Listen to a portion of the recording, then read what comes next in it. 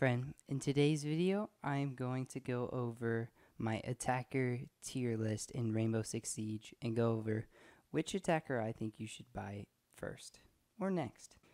At the very top of my list, and I'm going to do this in a sort of pyramid format where I have one at the top, two supporting, and three beneath, and so forth until I cover everybody. Out of all of the attackers, I've decided that Hibana in this meta right now is probably the strongest attacker. The reason being is because, like Thermite, she can cut through reinforced walls. She can get 3 breaches, unlike Thermite, who can only get 2, but Thermites are much bigger than Hibana's, so there is that trade-off.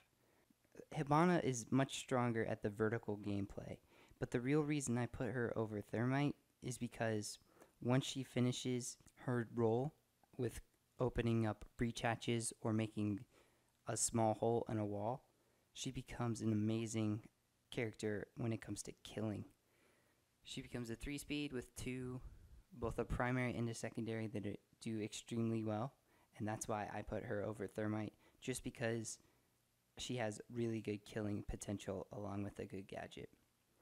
Next, I put Thermite and Thatcher. These 3 operators I have are definitely, utility-wise, the strongest attackers. Thatcher I put there because he can take care of the disruptors, be it Bandit and Mute, and ever since Hibana came into the game, it's really easy to disrupt a Bandit who's trying to trick, because you just fire one into the middle, and whichever side he tricks after Thatcher destroys his Bandit, if you put it in the middle, you'll get at least 2 charges to go off. So that's why Thatcher is so good now, and Hibana is so good as well. And then Thermite can get through reinforced walls, like I said before. He has a really good gun now. They changed the recoil and made it considerably more manageable.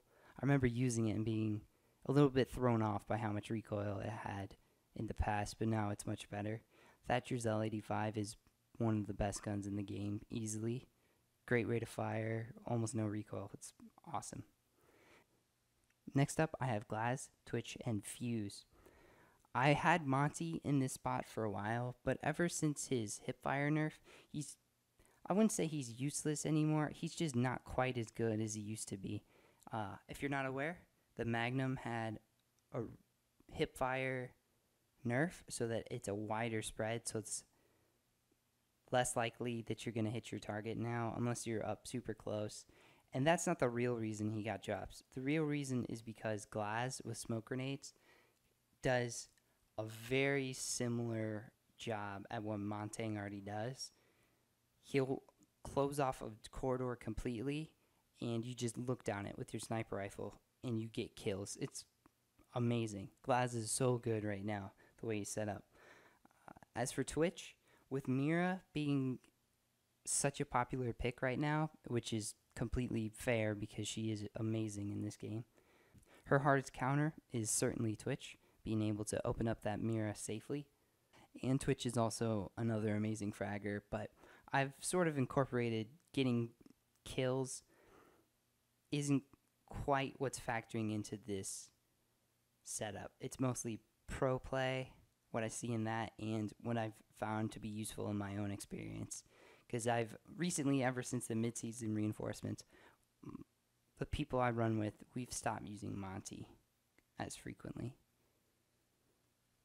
In the next category down, I have Buck and Sledge sharing a spot. I have Ash and Blackbeard. With the 4 of these, I would strongly recommend bringing at least one of them now. This might change in the future when barbed wire gets nerfed, but that's what most of these operators excel at, is taking out barbed wire and destroying walls. Not really Blackbeard, he's more of a fragger.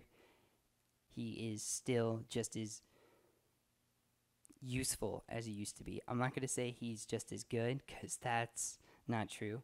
Blocking those headshots is beautiful. Perfect. He's really good at that. As for Buck, Ash, and Sledge, like I said, they're used for getting through walls, destroying barbed wire.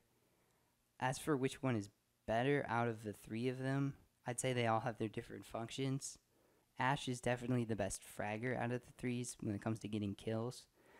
Buck and Sledge, I would say Buck is a lot better at vertical gameplay, and Sledge is more better at linear, even though they're both viable in both situations.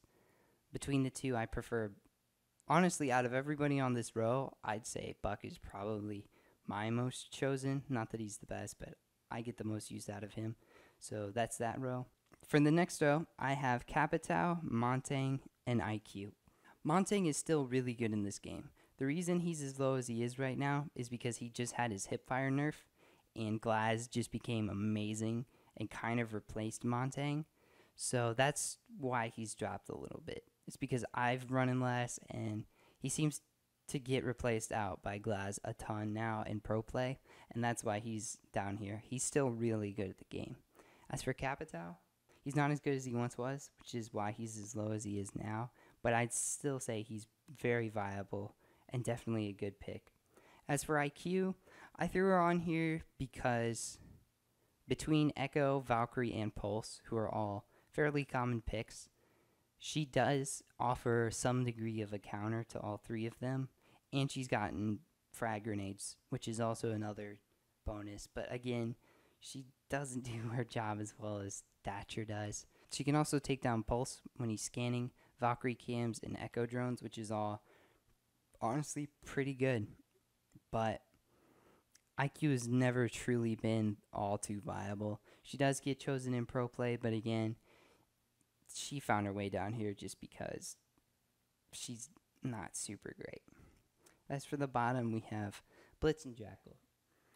I'd say Blitz is really good at 1v1s, because he absolutely is. But when it comes to pushing hallways and stuff like that, he doesn't offer the same protection Montang does. His flashing is limited to close quarters. His hipfire is nice, and his ADS speed is a little slow. Honestly, you can usually, if you tap fire and pre-fire enough, you just learn to fight them from a distance, which is kind of the best way to do it. Also, you hit him in the hand and he goes down. I don't think he needs a buff. I just think you have to be good enough to play with him. He's viable, but honestly, there's better picks than him. That's why he's as low as he is. And then Jackal.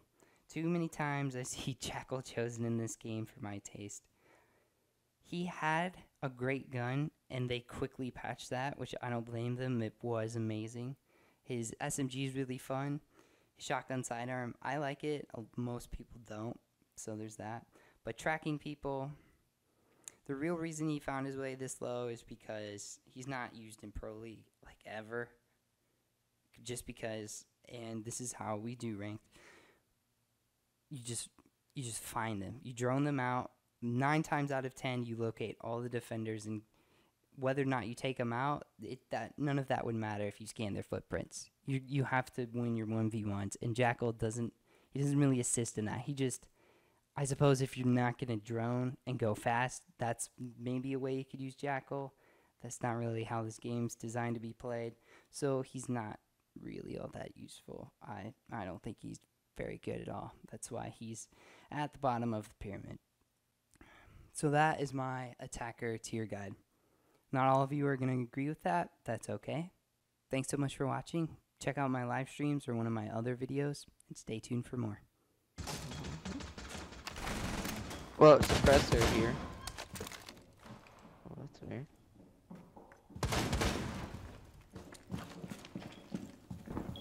Oh, the glass has suppressor on it. Maybe. Oh. I guess that won't stop. I just got good timing there. No diffuser though.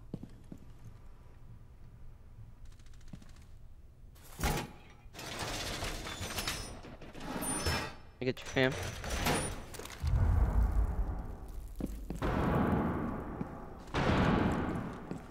Hello. Oh, it feels bad, man. Okay, it's a Hibana.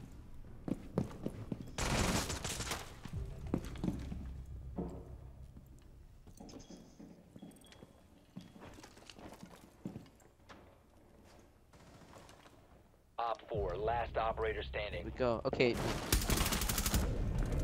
Friendly's victorious. Hostiles eliminated. And I'm looking views.